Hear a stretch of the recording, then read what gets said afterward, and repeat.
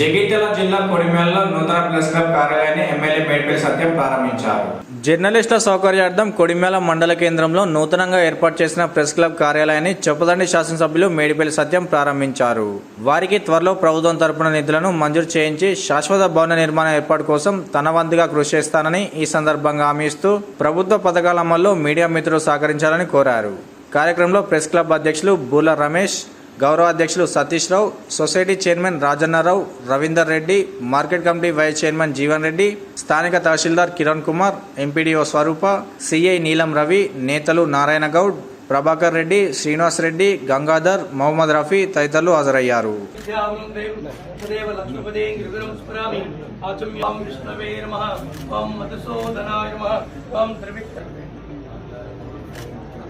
సమర్పయామి పుష్పాన్ పుష్పవాన్ ప్రదమి ఓం శుక్లాం వరదరం విష్ణుం శశివర్ణం చ